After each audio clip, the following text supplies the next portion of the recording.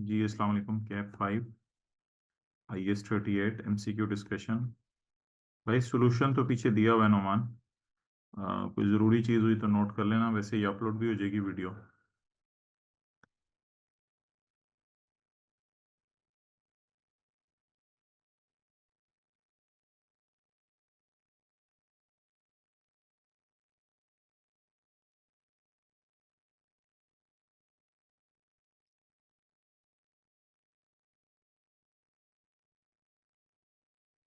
Okay, चलें जी, पहला सवाल पढ़ें। Which two of the following costs related to development of a website may be capitalised.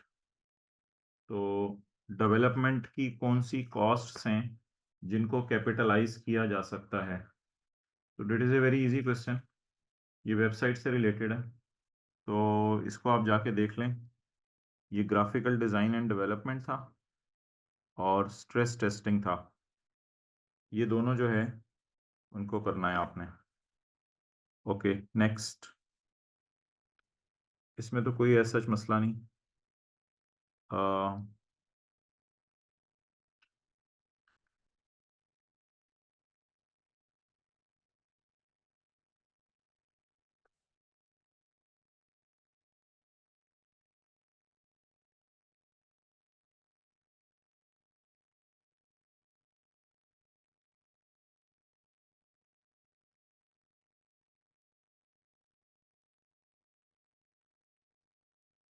A company exchange an intangible asset having a fair value and carrying value of 15 and 13.6।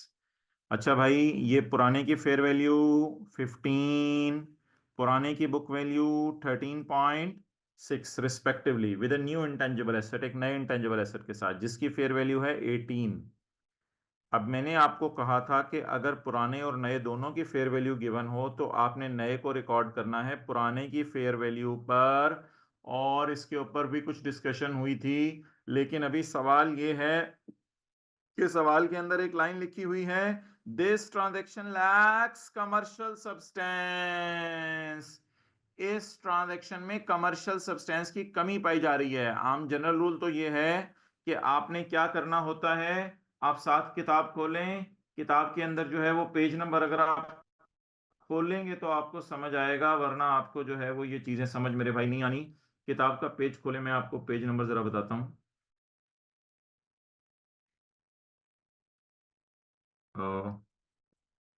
किताब का page number, भाई कोई बता दे वो exchange of assets वाला कौन सा page number है?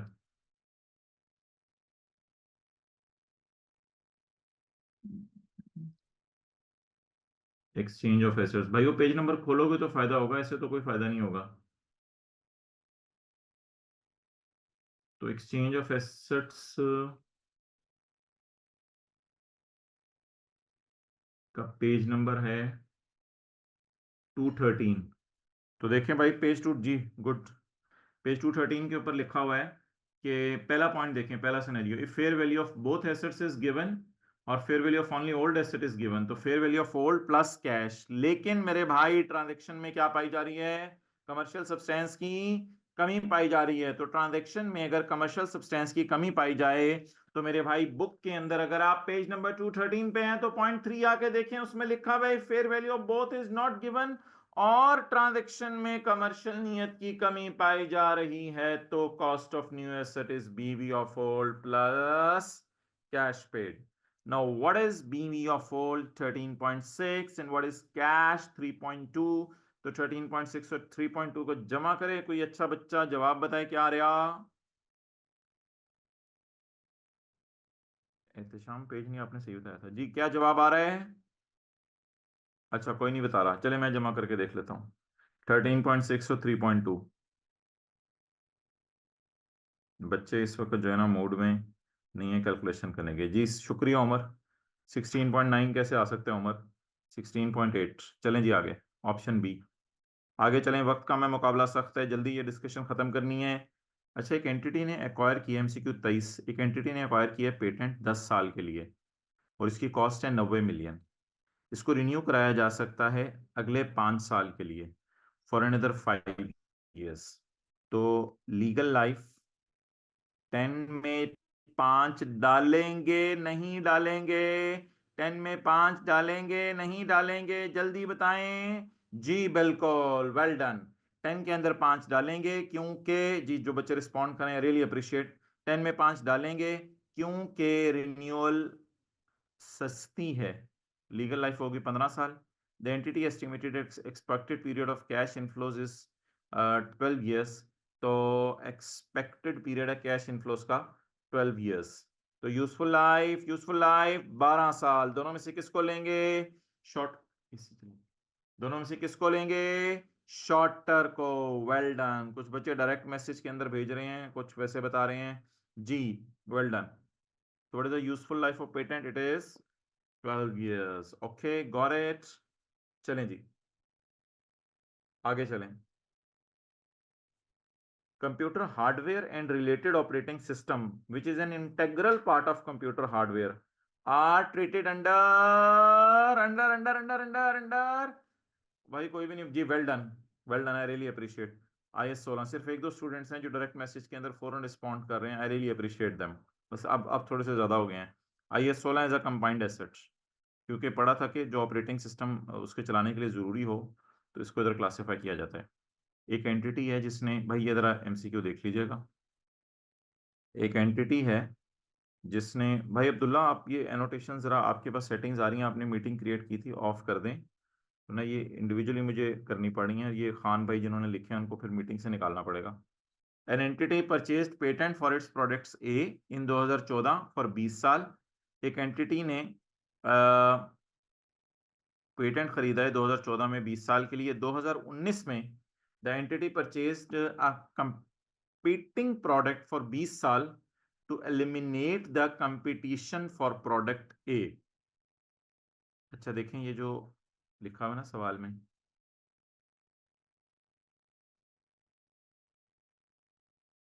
however sorry, the entity purchased patent of a competing product।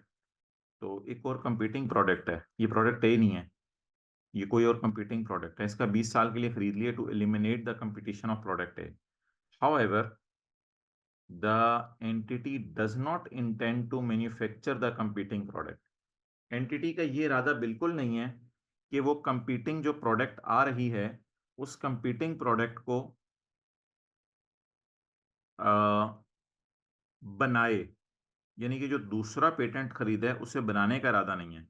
The cost of purchasing the second patent for competing product should be. अच्छा भैया अब सवाल ये है कि पहला पेटेंट जो है वो, पहला पेटेंट आपने खरीदा था 20 साल, सॉरी हाँ पहला पेटेंट 20 साल के लिए खरीदा हुआ है 2014 में, और दूसरा पेटेंट 2019 के अंदर आपने जो है वो खरीदा है, और वो आपने खरीदा है जो है वो भी 20 साल के लिए।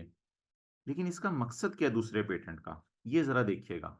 ये दोनों गलत जवाब हैं जो बच्चों ने दिए हैं। इसका मकसद क्या है? To eliminate the competition for product A, ताकि प्रोडक्ट ए का कंपटीशन एलिमिनेट करें, ये मकसद है इसका। और अगली बात उसने पक्की बता दी, we do not intend to manufacture the competing product. Competing product बनाने का हमारा इरादा बिल्कुल भी नहीं है। अब बता दें, अगर लिखा होता कि कंपीटिंग प्रोडक्ट बनाने का हमारा इरादा है तो फिर हम कौन क्या लाइफ लेते बी की? जल्दी सोच के बताएं, कंपीटिंग की क्या लाइफ लेते? फहद वेल डन, 20 साल। अच्छा, लेकिन जी वेल डन जी, और भी स्टूडेंट्स लिख रहे हैं डायरेक्ट मैसेज में वेल डन।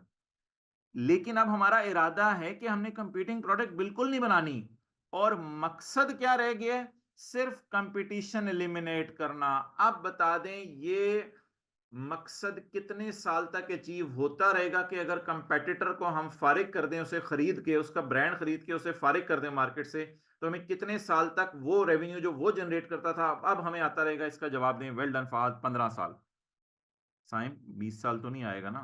20 साल तो तब आता जब कंपीटिंग प्रोडक्ट से हमने कंपीटिंग जो प्रोडक्ट थी वो बनाते, वो तो सवाल ने वाजे लिखा हुआ है बनानी नहीं, इस वजह से 15 साल। और भाई इसको एक्सपेंस में नहीं डालेंगे। 15 साल तक वो रेवेन्यू जो जनरेट करना था कंपेटिटर ने, वो अब हम जनरेट करेंगे ऑब्वियसली, अगर अल्लाह चाहेंगे। और दूसरी चीज ये है मेरे भाई ये इम्पेयरमेंट वाली बात ना करना एट ईच ईयर एंड इसको इम्पेयरमेंट टेस्ट से गुजारें, कोई ऐसा नहीं दिया हुआ इसकी इंडेफिनिट लाइफ है, तो ऐसी कोई बात नहीं है जिन्होंने ऑप्शन डी लिखी थी। एनी क्वेश्चन तो पूछ लें, वरना मैं आगे प्रोसीड करता हूँ। अपोलो लिमिटेड एक कंपनी है, उसने आपको जो है वो इंफॉर्मेशन प्रोवाइड की है, वो कैरी आउट कर रही है रिसर्च एंड डेवलपमेंट। तो वो रिसर्च और डेवलपमेंट कर रही है in the year ended 30 June 2015।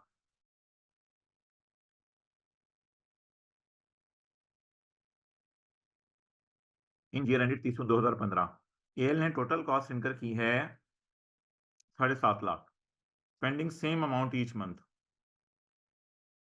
Up to 30 April 2015। खर्चा कब तक होता रहा? 30 अप्रैल 2015 तक, when the project was completed. यानी 30 अप्रैल 2015 को आपने साइंसदानों को फारग कर दिया कि भाईजान आप यहां से निकलो। नहीं नहीं, पिछले एमसीक्यूज का शॉर्ट वर्ड्स में बताने की जरूरत नहीं है, ये अपलोड हो जाएगी वीडियो, आप अगले एमसीक्यूज लेके चलें। Spending same month up to 30 April 2015 when the project was completed. The product produced by project went on sale from 31 मई 2015। यार वो कंप्लीट तो हो गई थी, लेकिन इससे जो चीजें बन के बिकना शुरू हुई बाजार में वो 31 मई 2015 थी।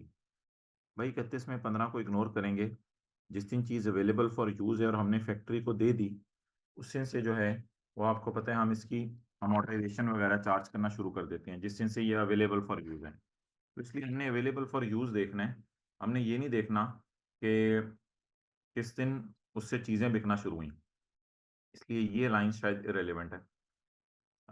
The project had been confirmed as feasible on 1 January 2015।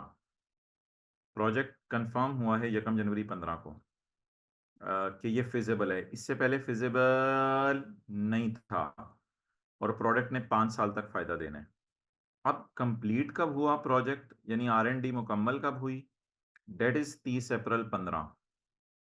फिर एक और लाइन सवाल में लिखी हुई है कि ये फिजिबल हो गया था 1 जनवरी 2015 को।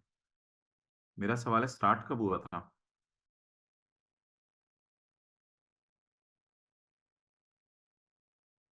अच्छा, किसी ने नहीं बताना, चले मैं खुद ही बता देता हूँ। वेल डन, दो स्टूडेंट्स यही जो सही बता रहे हैं, डायरेक्ट मैसेज में दोनों बता रहे हैं। मेरे भाई स्टार्ट हुआ था, सवाल खामोश है, 1 जुलाई 2014 को। सर आपको कैसे पता चला हमारे साथ स्टार्ट हुआ है? मेरे भाई पहली लाइन पढ़ें, in the year ended 30 June 2015 we incur total cost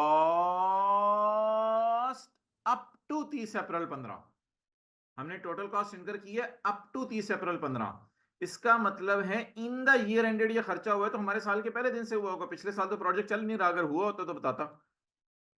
इस वजह से ये खर्चा हम अपने साल का लेंगे। लेकिन ये 7.5 लाख कितने अरसे का खर्चा है, ये जरा बताएं। 7.5 लाख कितने अरसे का खर्चा है? स्पेंडिंग सेम अमाउंट तो ईच मंथ लिख दिया उसने। एक्सेलेंट फहद, बहुत जल्दी आपने रिप्लाई किया। ये 10 महीने का खर्चा है जी, वेल डन, दो और स्टूडेंट्स ने रिप्लाई कर दिया। ये 10 महीने का खर्चा है। तो क्योंकि 30 अप्रैल को हमने लैब बंद कर दी ना, तो जब लैब बंद कर दी तो फिर खर्चा होना भी बंद हो गया। ओके,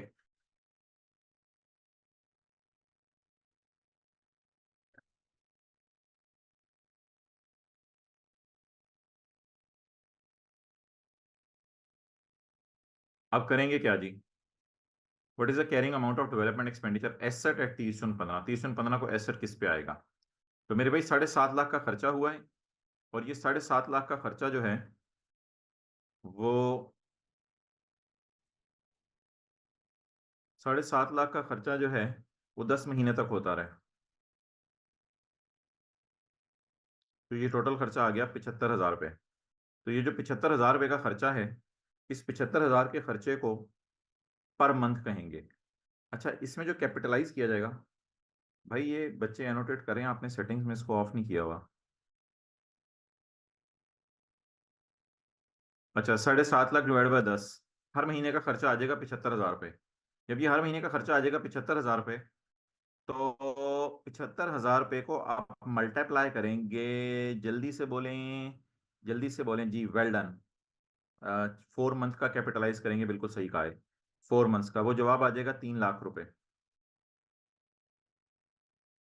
और 3 लाख में से फिर आपने डेप्सिएशन माइनस कर देनी है, डेप्सिएशन माइनस करनी है, अप्रैल है ना, मई जून, 2 महीने की डेप्सिएशन माइनस कर देनी है, बस वो कैरिंग अमाउंट आ जाएगी। आगे चलें। Down limited owns a pharmaceutical business with year end of 30 सितंबर 2014। अगला MCQ, DL commenced the development of a new drug on यकम जनवरी 14। डीएल ने यकम जनवरी 14 को न्यू ड्रग की डेवलपमेंट शुरू कर दी है। Rupees 40,000 per month was incurred until the project was completed on 30 June 14। Project कब कंप्लीट हुआ? 30 जून 14 को, when the drug went into immediate production, जबकि प्रोडक्शन डिपार्टमेंट वालों ने प्रोडक्शन भी शुरू कर दी। हमारा ईयर एंड है 30 September 14। DL commence the development stage on यकम जनवरी 14 और 30 जून 14 को हमने प्रोजेक्ट कंप्लीट कर लिया, साल खत्म होने से 3 महीने पहले। When the drug went into the directors became confident of project on यकम मार्च 14। अच्छा, यकम जनवरी को 14 को स्टार्ट हुआ प्रोजेक्ट और यकम मार्च 14 को डायरेक्टर्स कॉन्फिडेंट हुए, इससे पहले फिर कॉन्फिडेंट नहीं होंगे ना? तो बताएं कैपिटलाइज कब से करना शुरू करेंगे, यकम जनवरी से या यकम मार्च से? जी वेल डन, यकम मार्च से। और कब तक कैपिटलाइज करते रहेंगे, 30 जून तक या 30 सितंबर तक? 30 जून तक या 30 सितंबर तक? जी वेल डन, 30 जून। बस शॉर्ट शॉर्ट लिखा करें यार, इतना लंबा ना लिखें, डार्क प्लीज ऐसा ना करो। 30 जून को जो है वो प्रोजेक्ट ही कंप्लीट हो गया है, तो अब कब से कैसे कैपिटलाइज करेंगे? 30 जे लिख दिया करें आगे, इतने लंबे छोटे चक्रों में ना पड़े। तो 30 जून तक कैपिटलाइज करेंगे, तो जनवरी से लेके मार्च तक का खर्चा एक्सपेंस में जाएगा और मार्च अप्रैल मई जून का खर्चा जो है वो कैपिटलाइज होगा। तो अब हम क्या करेंगे? अब हम ऐसा करेंगे कि 40,000 को पकड़ेंगे और 40,000 को पकड़कर मार्च अप्रैल मई जून 4 से मल्टीप्लाई कर देंगे, जवाब आ जाएगा 1,60,000। और इसके बाद इसकी 3 महीने की डिडक्शन निकाल लेंगे। तो दैट इज वेरी इजी, कोई मसले वाली बात नहीं है। आगे चलें। ठीक है जी, ऐसा ही है, यस कर दें। कई दफा बच्चे रिस्पॉन्स नहीं देते, ऐसे ही ये जरा मुंह से कोई चीज बात निकल जाए, कोई ऐसे प्लस माइनस हो, फौरन बता दिया करें। कोई महीना में गलत बोल दूं, ऐसी स्लिप ऑफ टंग हो जाए, बता दिया करें। पानी देना होगा। At 30 September 2019 Shakir limited trial balance showed a brand at a cost of 30 million. Shakir ने एक ब्रांड शो किया है at a cost of 30 million less accumulated amortisation brought forward at यकम अक्टूबर 2018। हाँ यार, ये इट नीड्स टाइम, थोड़ा सा जरा अटेंटिव हो जाए आप। 30 सितंबर 19 को शाकिर लिमिटेड ने, हमारा ईयर एंड 30 सितंबर 19 है, कि ट्रायल बैलेंस में शो हो रहा है brand at a cost of 30 और अकोमोलेटेड अमोर्टाइजेशन ट्रायल में शो हो रही है यकम अक्टूबर 18 तक की। यानी हमारे साल के शुरू तक ये ब्रांड क्या होता रहा है, अमोर्टाइज होता रहा है। अच्छा, अब अगर मैं थोड़ी डायग्राम बनाऊं, तो हमारा ईयर एंड है 30 सितंबर 19 और हमारा ईयर स्टार्ट होगा, ये बंद क्यों हो गया है?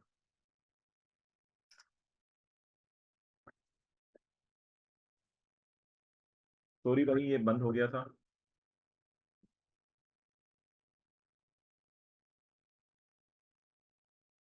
अच्छा,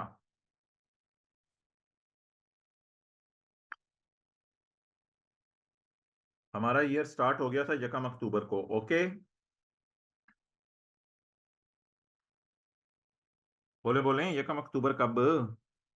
यकम अक्टूबर 2018 को। तो हमारा ईयर इस वक्त स्टार्ट हो गया था। तो हमारे पास एक ब्रांड है 30 मिलियन का, लेस अकोमोलेटेड अमोर्टाइजेशन उसकी ओपनिंग आ रही है 9, amortisation is based on 10 years life. एक इंपेयरमेंट रिव्यू परफॉर्म हुआ है ऑन यकम April 19। Oh man, what is this? Mid of year impairment test, चलो कोई मसला नहीं। Concluded that brand had a value in use, ओहो, सबर करो ना, फिर इस डेट का हमें डाटा तो अवेलेबल होना चाहिए ना। कॉस्ट पहली लाइन में 30 लिखी हुई है, लेस अकोमोलेटेड अमोर्टाइजेशन वो 9 लिखी हुई है, तो बीवी आ गई 21। एन इम्पेयरमेंट रिव्यू ऑन यकम April 19 concluded that brand had a value in use of 12 and a remaining useful life of 3 years। अच्छा, इससे ऑनवर्ड्स रिमेनिंग यूजफुल लाइफ सिर्फ 3 साल रह गई है। Okay okay okay, total life तो वैसे 10 years थी, लेकिन यहां से ऑनवर्ड्स आगे 3 साल लाइफ रह गई है। अच्छा, यहां से ऑनवर्ड्स पता चले लाइफ 3 साल रह गई है, तो फिर यहां क्या पता था लाइफ कितनी है? ऑब्वियसली 10 ही फिर, यहाँ तक तो मसला ही नहीं आया था, इम्पेयरमेंट टेस्टिंग ही नहीं हुई थी। तो पहले 6 महीने की अमोर्टाइजेशन चार्ज करते हैं, क्योंकि मिड ऑफ ईयर इम्पेयरमेंट डाल दिया उसने, पंगा लिया है। 30 डिवाइडेड बाय 10, क्योंकि यहाँ तक तो 10 ईयर लाइफ थी जो यहाँ लिखी हुई है, मल्टीप्लाइड बाय 6/12, 1.5 आ जाएगा मेरे ख्याल से। तो अब हमारा एसेट कितने पे आ जाएगा? 30 इसकी कॉस्ट आ जाएगी, ये 1.5 अमोर्टाइजेशन आ गई। 30 इसकी कॉस्ट आ जाएगी, और अकोमोलेटेड अमोर्टाइजेशन 9 + 1.5 इज 10.5। अब ये 10.5 19.5, 30/3, 3 इंटू 6/12, 1.5। अच्छा अच्छा, बीवी आप बता रहे हैं। अच्छा, अब एसेट की बुक वैल्यू क्या आ गई? थोड़ा सा साइड पे कैलकुलेशन कर लेते हैं। एसेट की बुक वैल्यू क्या आ गई? 19.5। इम्पेयरमेंट टेस्टिंग के लिए recoverable amount, recoverable amount is higher of value in use. Value in use क्या है? 12, और fair value minus cost to sell 15। What is higher? What is higher? 15। हमारा एसेट कितने से इम्पेयर कर गया? 19.5 माइनस 15, 19.5 माइनस 15, 4.5 से हमारा एसेट इम्पेयर कर गया। So what is the balance in impairment loss account now? What is accumulated impairment loss? 4 point. It is opening cost as it is chali. It is accumulated deficient balance at mid of year, and impairment loss opening 0 था, और उसमें add हो गई impairment 4.5, तो carried on impairment आ गई 4.5। अब ये impairment charge करने के बाद cost minus accumulated depreciation minus accumulated impairment loss, ये सारा करने के बाद मुझे ये बताएं कि हमारे जो है वो एसेट की बुक वैल्यू क्या आ रही है? 12.5। इस सामने 15 लिखी हुई है, 15 है 12.5 है? हाँ 15 है ये क्या चक्कर है 15 और 12.5? मैं खुद कैलकुलेटर यूज कर लेता हूँ। ये दो बातें क्यों आ रही हैं, अजीब सी बात है। 30 माइनस 10.5 माइनस 4.5, 15 आता है। तो वैसे भी ये देखे ना, ये वैल्यू है, अब एसेट तो इस पे आना है, तो 15 आएगा। अच्छा, अब 15 को कितने सालों में डेप्रिशिएट करना है? 15 को कितने सालों में डेप्रिशिएट करना है? 6.5 कहां से आ गया? आके कोई रिमेनिंग लाइफ का उसने चक्कर ही नहीं डाला। उसने क्या है, however on the same date, ऐसा सॉरी, उसने पीछे से लिखा है with remaining useful life of 3 years, उसने लिख दिया 3 ईयर्स, तो अब इसको 3 सालों में खत्म कर दो। तो 15/3, लेकिन ये तो 1 साल की डिडक्शन होगी। जब भी आप कॉस्ट को या बुक वैल्यू को डिवाइड करेंगे लाइफ से, तो वो तो 1 साल की डिडक्शन निकलेगी। हमें 1 साल की डिडक्शन चाहिए, या हमें जो है वो डेप्रिसिएशन चाहिए? जल्दी बताएं, कितने अरसे की डेप्रिसिएशन चाहिए हमें? हमें चाहिए 6 महीने की डिडक्शन इंटू 6/12। बोलें जी जवाब। 2.5। तो 30 को उसी तरह बुला लें, ये कॉस्ट है, ये कम्युलेशन है, ये कम्युलेटेड इम्पेयरमेंट लॉस है।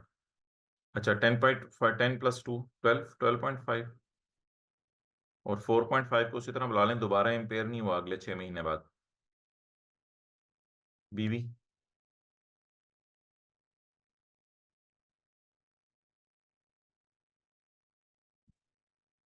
बीवी 13 आती है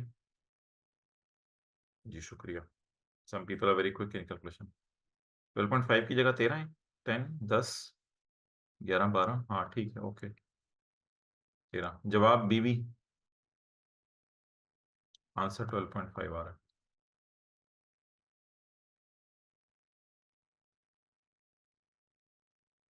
ठीक है ना, ये 10.5 और 2.5 13 हो जाएगा।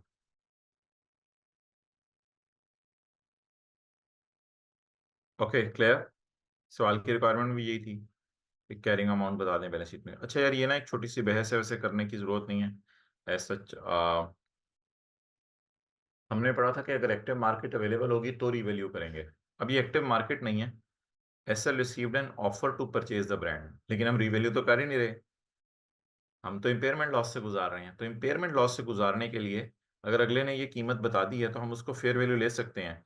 हाँ, अगर कोई रीवैल्यूड अमाउंट की डिस्कशन होती तो फिर ये बहस जरूर हो सकती थी कि मोहतरम रीवैल्यूड अमाउंट जो है वो क्या लेनी है, फिर वो डिस्कशन जरूर हो सकती थी।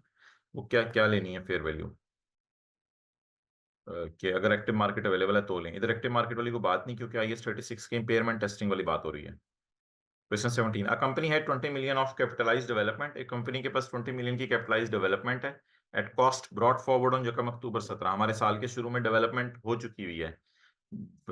ओ, in respect of products currently in production. अच्छा, यानी कि ये 20 जो है वो ऐसा है जो इंटेंजिबल पिछले साल मुकम्मल हो चुके हैं और इससे प्रोडक्ट्स प्रोड्यूस हो रही हैं।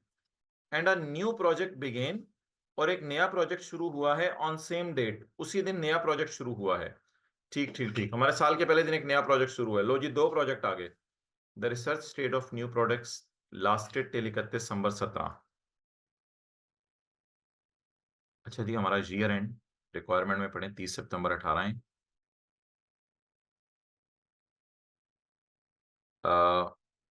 न्यू प्रोजेक्ट स्टार्ट हुआ है यकम अक्टूबर 17 को। यकम अक्टूबर 17 को। The research phase October November December January February March April May June July August September. The research phase lasted till 31 December. 31 दिसंबर तक रिसर्च चलती रही है और 1.4 का खर्चा हुआ है इस रिसर्च फेज में। ठीक है, इन 3 महीनों में 1.4 का खर्चा हुआ है। फ्रॉम दैट डेट, यानी यकम जनवरी से, the project incurred development cost of 8 lakh per month. इसके बाद 8 लाख पर मंथ आ रही है। अच्छा, 1.4 टोटल थी, ये पर मंथ है। From that date the project incurred development cost of 80,000 per month on यकम अप्रैल 2018। यकम अप्रैल 2018 को the directors became confident, directors confident हैं that the project would be successful, के प्रोजेक्ट सक्सेसफुल होगा and yield profit well in excess of cost. इसका मतलब है यकम अप्रैल से पहले डायरेक्टर कॉन्फिडेंट नहीं थे ना, तो अब कैपिटलाइज करना कब से शुरू करेंगे? यकम जनवरी से या यकम अप्रैल से कैपिटलाइज करना शुरू करेंगे? जी, वेल डन, यकम अप्रैल से कैपिटलाइज करना शुरू करेंगे। तो यकम अप्रैल से हम ये वाला अरसा फिर एक्सपेंस में चला जाएगा, 8 लाख इंटू 3। ये वाला 8 लाख इंटू 3, और यकम अप्रैल से हम कैपिटलाइज करना शुरू करेंगे। And yield a profit well in excess of costs. The project was still in development on 30 September. अच्छा, 30 सितंबर तक भी डेवलपमेंट में था project. Capitalise development expenditure is amortised at 20%। ये किसकी बात हो रही होगी? पिछले साल वाले प्रोजेक्ट की, हमारे साल वाली, पिछले साल वाली हमारे साल। PS लिख सकते हैं ना पिछले साल, जरा टाइम सेव करने के लिए। बिल्कुल लास्ट ईयर वाले, क्योंकि हमारे साल तो डेवलपमेंट वैसे ही अंडर प्रोग्रेस चलती रही ना। तो capitalised development is amortised at 20% per annum. इसको आपने अमोर्टाइज करना है using the straight line method, straight line method use करते हुए। Okay,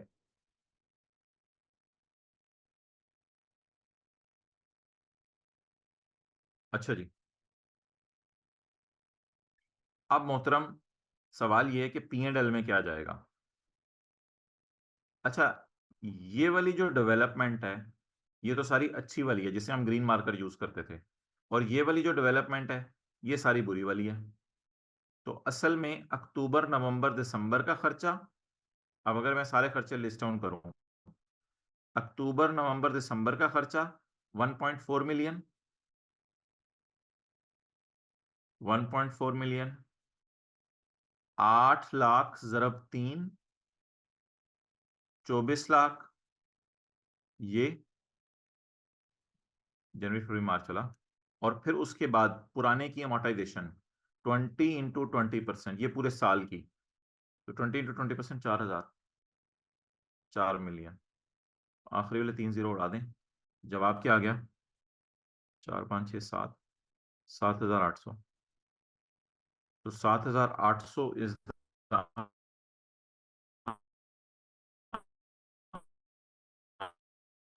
answer of MCQ number 17।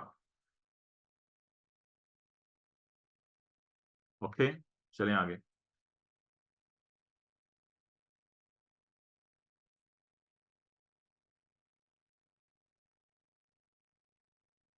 अगले MCQ निकाल लें भाई।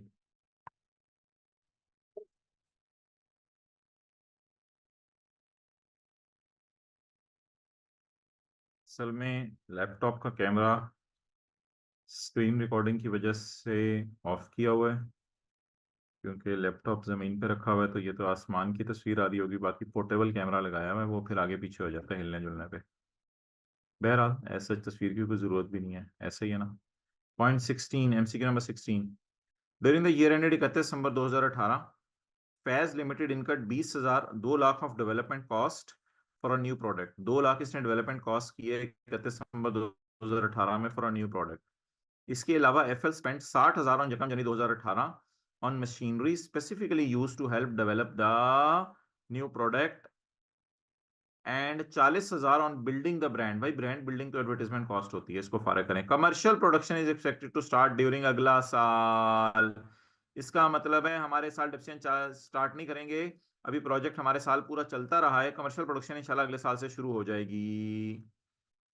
हमारे साल के एंड पे प्रोजेक्ट मुकम्मल हो गया है, बज़ाहिर ये लग रहा है। The machinery is expected to last 4 years। Machinery 4 years है, तो ठीक है। डेवलपमेंट के बारे में क्या लिखा हुआ है, अच्छी बुरी तो नहीं लिखा हुआ, तो फिर 2 लाख पूरे को कैपिटलाइज कर दें।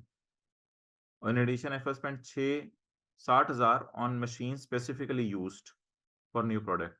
और 60,000 की मशीन है, इस मशीन ने 4 साल का फायदा देना है, तो 60,000 जरा डिवाइड बाई 4।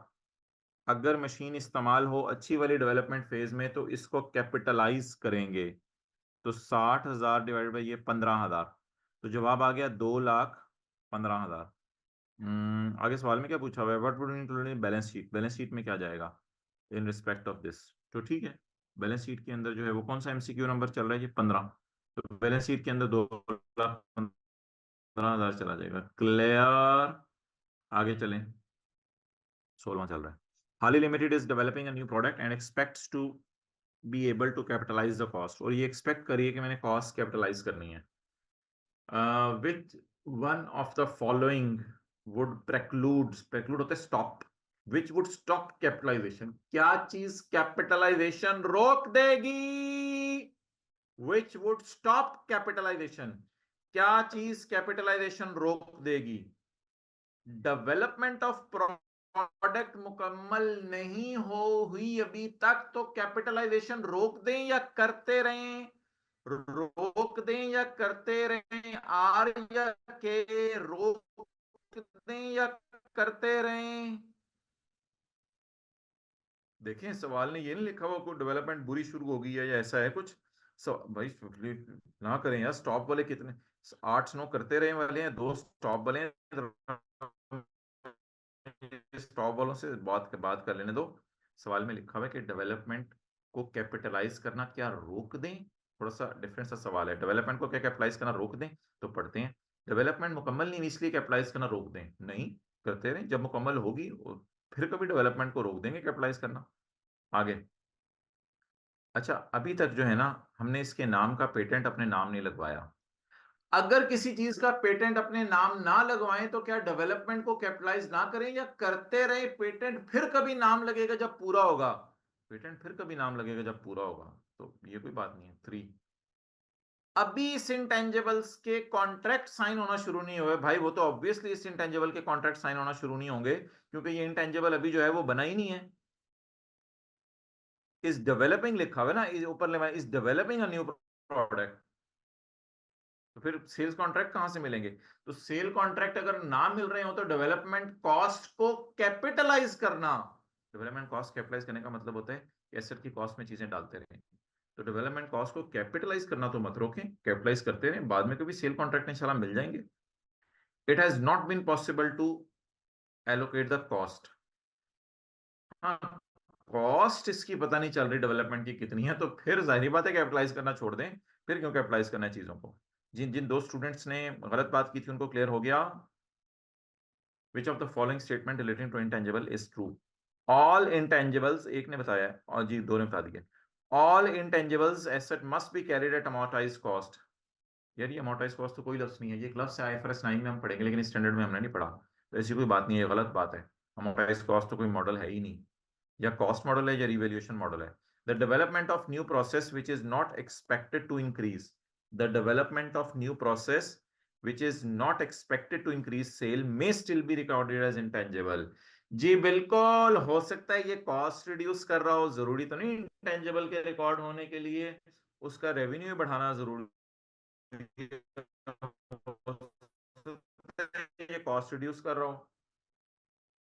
टाइप है न्यू इंजन का?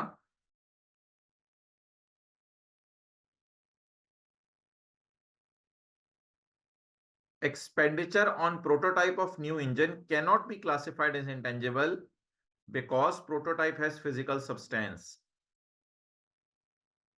Expenditure on prototype of a new engine का एक प्रोटोटाइप बन रहा है, इसको intangible क्लासिफाई नहीं किया जा सकता because prototype has physical substance. नहीं मेरे भाई, प्रोटोटाइप तो हमने प्रोटोटाइप, पायलट प्लांट, ये सारे इंटेंजिबल्स की डेवलपमेंट की डेफिनेशन में पढ़े थे।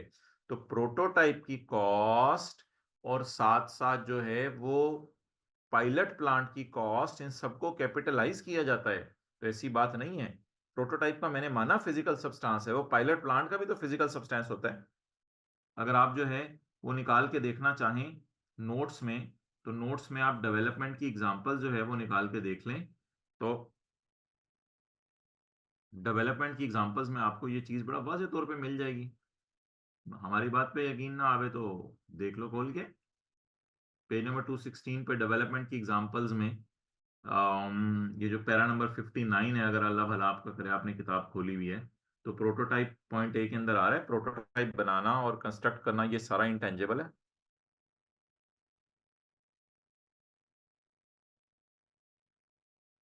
नो फ्यूचर बेनिफिट तो कहाँ लिखा हुआ है बिलाल मुबश्शिर? और ये किसी स्टूडेंट ने कहा था सवाल पूछ लें सवाल, चैट इसीलिए तो है। Cannot be revalued upward, why? ये कौन से एमसीक्यू चल रहा है और क्या सीन है? ये बच्चे कहाँ से सवाल पूछ रहे हैं?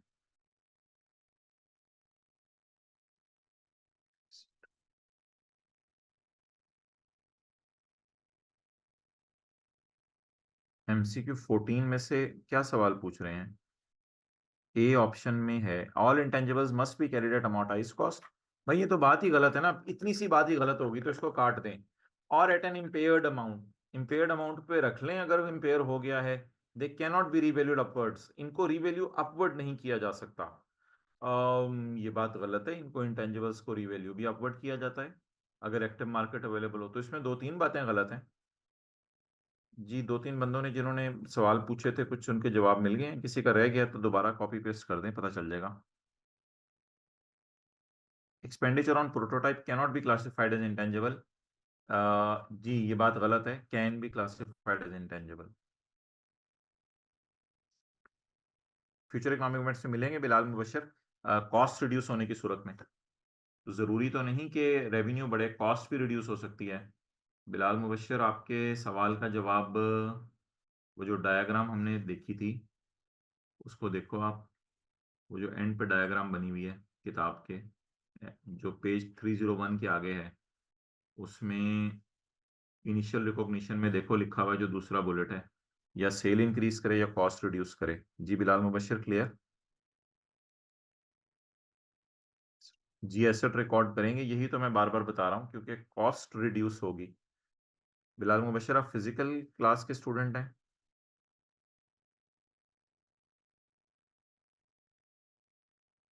पेज 13। अच्छा, अहमद सलीम, आप मुझे फिर कल याद करा दीजिएगा कि ज़रा मैं फिजिकल क्लास में ये बात बता दूं। कोई फिजिकल क्लास वाला कौन याद करा देगा? ये कॉस्ट रिडक्शन वाली बात क्लास में कर लेंगे, एक दो स्टूडेंट्स को मसला आ रहा है। अब्दुलरहमान, ये मैं मीटिंग क्लोज करूंगा तो आप सवाल पूछ लेना। जी शुक्रिया, एक स्टूडेंट ने लिख दिया, याद करा देंगे। IS 38 gives examples of activities that would be regarded as research and therefore not eligible for recording as intangible। ये रिसर्च की एग्जांपल्स हैं, इसमें आप पैरा देख लें, पैरा रिसर्च की एग्जांपल्स वाला वो खुद ही ढूंढ के जो है वो कर लीजिएगा, इस एमसी के ऊपर सेल्फ लिख लें और पैरा नंबर 56 खोल के देख लीजिएगा। अच्छा जी, एमसीक्यू नंबर 12 पे क्वेश्चन मार्क लगा दें, बिकॉज ये जो है, ये शुक्रिया, दो तीन स्टूडेंट्स ने लिख दिए, क्योंकि ये जो है कंसोलिडेशन से रिलेट कर है। अच्छा, which of the following item should be recorded as intangible? कौन सी चीज इंटेंजिबल के तौर पे रिकॉर्ड होती है? पेटेंट, बिल्कुल, पेटेंट अपने नाम लगवाएं, रिकॉर्ड होता है। पेटेंट को चीज बना बना के अपने नाम लगवा ली।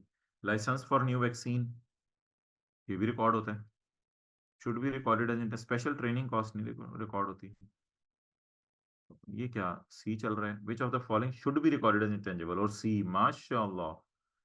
ट्रेनिंग कहाँ से इंटेंजिबल है? तो बी नहीं होना record? Licence for new vaccine, ये भी तो रिकॉर्ड होना है। बी क्यों नहीं रिकॉर्ड होना यार? दीवाने हो यार, ये क्या कर रहे हो भाई, क्या कर रहे हो? अच्छा, ए ऑप्शन है, सॉरी सॉरी सॉरी, अच्छा बच्चों, मैं इसको ए बी सी समझ रहा था, सॉरी।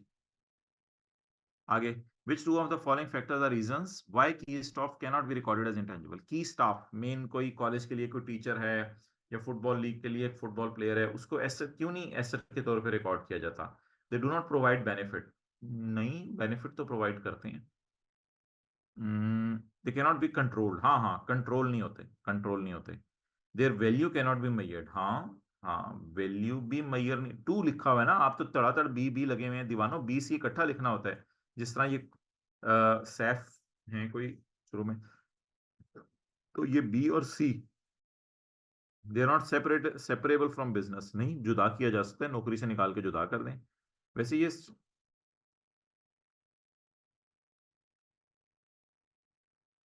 आक भी है, पढ़ रहे हैं, पता नहीं क्या है, एक एक के भी पढ़ रहे हैं। अच्छा, आगे चलें जी।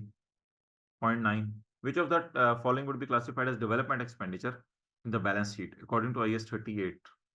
1,20,000 spent on developing a prototype and testing a new type of propulsion system होगा कोई अपने इनका सिस्टम, वो देख लीजिएगा डिक्शनरी में meaning. The project needs further work on it as a system is not viable, not viable लिखा हुआ है। Which of the following would be classified as development expenditure? ये तो नहीं हो सकता डेवलपमेंट एक्सपेंडिचर। क्लियर, आगे बढ़ें। A payment of 50,000 to a local university for research, research कभी भी कैपिटलाइज नहीं हो सकती, रिसर्च को डेवलपमेंट नहीं कहा जा सकता। आगे चलें। ₹35,000 डेवलपिंग एन इलेक्ट्रिक बाईसाइकिल, एक इलेक्ट्रिक बाईसाइकिल आपने डेवलप करने की कोशिश की है मेरे भाई। This is near completion and the product will be launch soon as this project first of its kind, क्योंकि ये प्रोजेक्ट अपने पहली दफा आया है, it is expected to make a loss. तो ये प्रोजेक्ट पहली दफा आया है, इस वजह से इसमें लॉस आएगा। तो मेरे भाई, अब जब पता है कि चीज ने फ्यूचर में बेनिफिट नहीं देना बल्कि उल्टा लॉस ही देना है, तो फिर भी इसको रिकॉर्ड नहीं करेंगे। 65,000 developing a special type of packaging system, the packaging is expected to reduce cost। ये अगेन ये बात रिपीट होगी, अल्लाह का शुक्र है, कॉस्ट रिड्यूस करने से भी बेनिफिट आता है। भाई ये भी क्वेश्चन 8 भी कंसोलिडेशन वाला है। सब्सिडरी का लफ्ज आ रहा है ना, पिछला कौन सा छुड़वाया था कंसोलिडेशन कह के? हाँ, ये 12 भी कंसोलिडेशन वाला था। 7, which of the following shall be capitalized as intangible? Developing a new process which will bring in no revenue but is expected to bring significant cost। Revision होगी। 4 lakh developing a new product, during development a competitor launch arrival and now the entity is hesitant to commit further। भाई further खर्चा हमने नहीं करना तो क्या करें? इसको इंटेंजिबल के तौर पे रखें? फर्दर खर्चा नहीं करना हमने तो क्या करें? इसको इंटेंजिबल के तौर पे रखें? जी, वेल डन, जवाब दे दिया। 4 लाख स्पेंड ऑन मार्केटिंग, भाई मार्केटिंग तो कभी भी नहीं। अच्छा, मैं टिक क्यों कर रहा हूँ? विच of the following will be capitalised intangible? सवाल क्या है, इनको कैपिटलाइज करना है इंटेंजिबल? हाँ हाँ, सॉरी, इसको तो करना था, इसको नहीं करना था। 4 lakh spent on designing a new corporate logo, logo बनाना, सोचिए जरा, लोगो बनाना, लोगो बनाना, क्या करें? एक्सपेंस में डालें, ऐसे बनाएं? एक्सपेंस जी, एक ने जवाब दे दिया, सही जवाब दे दिया, और आगे चलें। जी, वेल डन, एक्सपेंस में डालेंगे। लोगो बनाना क्या, ये लोगो एडवर्टाइजमेंट टाइप चीज है। Which two of the following must be met before development expenditure is capitalized? क्या चीजें पूरी होनी चाहिए जब डेवलपमेंट कैपिटलाइज हो? ये किस चीज की बात कर रहा होगा? Which two criteria must be met before development is capitalized? ये किसकी बात कर रहा होगा? नहीं, मैं ये नहीं पूछ रहा, मैं ये ऑप्शंस नहीं पूछ रहा, मैं पूछ रहा हूँ ये किस कॉन्सेप्ट की बात कर रहा होगा। जी, एक्सेलेंट एक्सेलेंट, बहुत से स्टूडेंट्स ने सही लिखा है। Which two of the following criteria must be met before development expenditure is capitalized according to IAS 38? Recording criteria की बात कर रहा होगा। अब रिकॉर्डिंग क्राइटेरिया क्या है? Technical feasibility of completing the intangible. अच्छा यार, ये ना, अब जब सवाल आ जाते हैं ना स्टैंडर्ड की अंग्रेजी से, तो फिर अकल नहीं लगानी होती, फिर स्टैंडर्ड की अंग्रेजी देखनी होती है। तो स्टैंडर्ड की अंग्रेजी आपको देखनी पड़ेगी।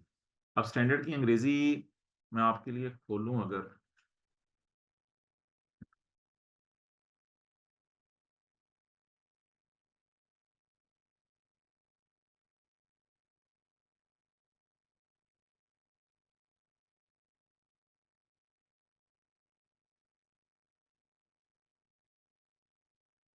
भाई होती है ना, मंडे को हुआ करेगी। अच्छा, ये कल मंडे की मीटिंग में बात करना जो आपके जहन में आ रही है। अच्छा, सवाल पढ़िए, technical feasibility of completing the intangible. Point one देख लें क्या लिखा हुआ है, technical feasibility of completing the intangible as it is copy paste है, इसको टिक करें।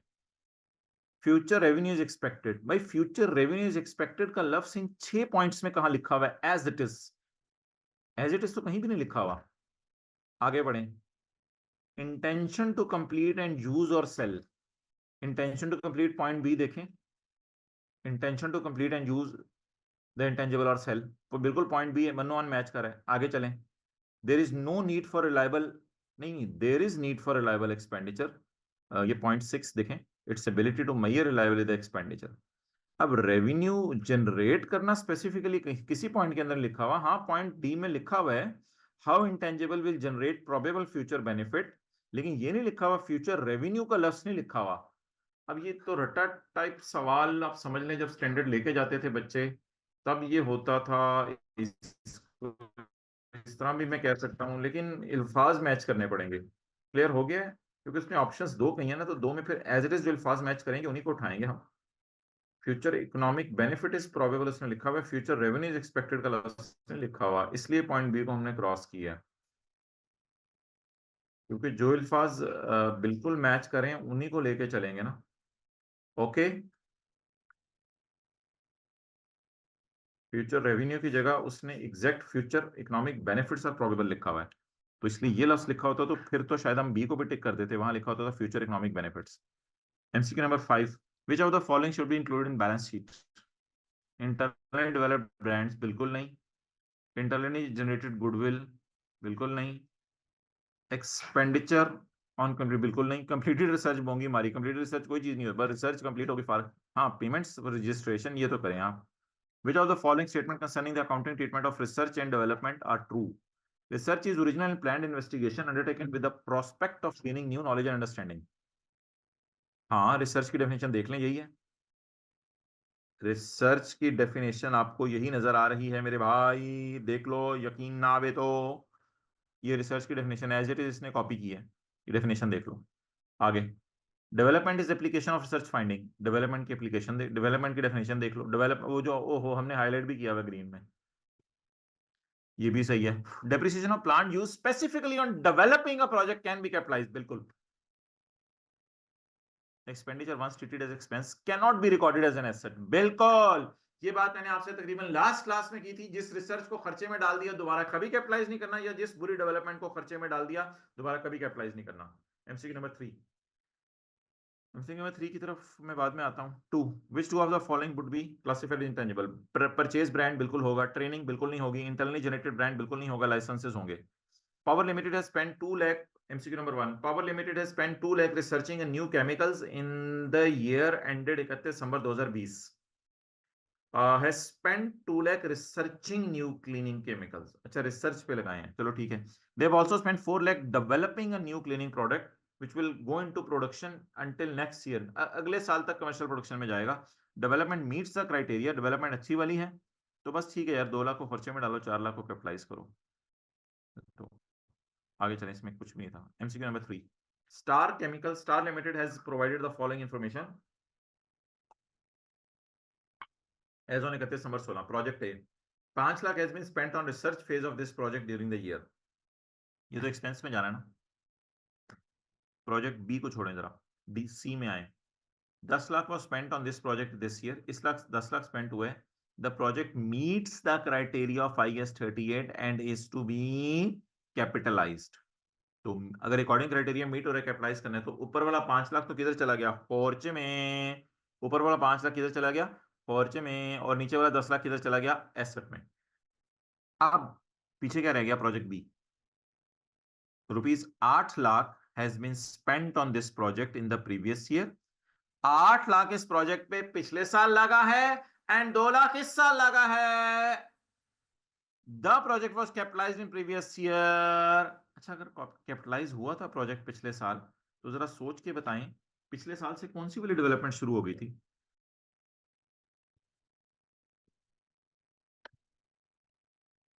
वेल डन, अच्छी वाली। तो लास्ट ईयर हमने क्या एंट्री की होगी? लास्ट ईयर लास्ट ईयर हमने क्या एंट्री की होगी? जी बिल्कुल, इंटेंजिबल एसेट डेबिट या अच्छी वाली डेवलपमेंट डेबिट, वो इंटेंजिबल वर्क इन प्रोग्रेस जो भी समझ लें, और कैश क्रेडिट। करंट ईयर में हमने फिर इस 200 की क्या एंट्री की होगी? आगे ना पढ़ें, एंड 200 इस साल, क्योंकि पिछले साल से अच्छी वाली डेवलपमेंट शुरू हो चुकी है तो अभी भी अच्छी वाली चल रही होगी, ये एंट्री की होगी 200। The project was capitalised in the previous year, however it has been decided to abandon the project at the end of year।